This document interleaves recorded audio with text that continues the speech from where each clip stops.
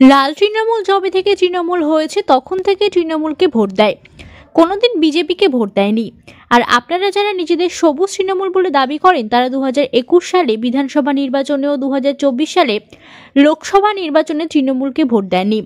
দিনহাটায় তৃণমূলের সভায় দলের একাংশ নেতাকে এই ভাষাতে আক্রমণ করলেন সাংসদ জগদীশ বর্মা বসুনিয়া। পাশাপাশি নাম না করে কাদের দলছুট হাতি বললেন সাংসদ জগদীশ বর্মা বসুনিয়া। শোনাবো আপনাদের। আপনিও যদি চান, আপনারাও যদি চান, তাহলে তৃণমূল কংগ্রেসের সভাপতি অভিজিৎ দেবভৌমিক তার নেতৃত্বে আপনাদেরকে রাজনীতি করতে হবে। অভিজিৎ দেবভৌমিক সভাপতি আপনার ভালো লাগে না, বিনয় কৃষ্ণ সভাপতি হলে ভালো লাগে না, গিরিন বাবু সভাপতি হলে ভালো লাগে না, তখন শিকড়ের সন্ধানে বেড়ান। শিকড়ের সন্ধান এটা কি? কোন শিকড়ের সন্ধানে বেরিয়েছেন? আমাদের মতো লোকগুলোকে, আমাদের মতো কর্মীকে বলির পাঠা বানিয়ে আমরা কখনো শিকড়ের সন্ধান, কখনো কার পিছনে লাগা, এই করে আপনার কুচবিহার জেলার তৃণমূল কংগ্রেসকে 2021-এর গর্তে ফেলেছেন। আপনারা ভাবুন কিসের শিকড়ের সন্ধান করতেছিলেন আপনারা?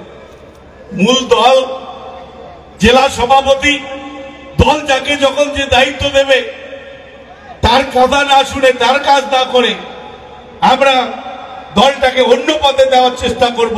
নিশ্চয়ই দলের নেতা অভিষেক বন্দ্যোপাধ্যায় নজর রাখছে, আমাদের নেত্রী মমতা ব্যানার্জি নজর রাখছে, যারা দলকে ছোট করার জন্য চেষ্টা করছে। আমরা মনে করব তারা তৃণমূল কংগ্রেসকে শক্তিশালী করতে আদৌ চান না, নাকি তলে তলে বিজেপির সঙ্গে তাদের গঠাব আছে, এটাও আমাদের জানা দরকার।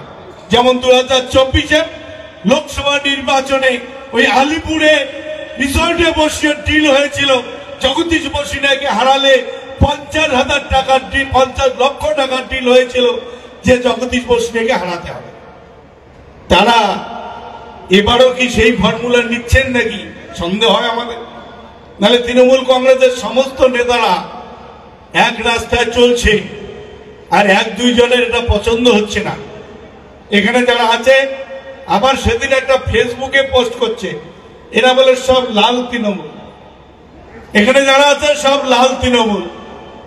এই লাল তৃণমূলেরা এখানে আছে।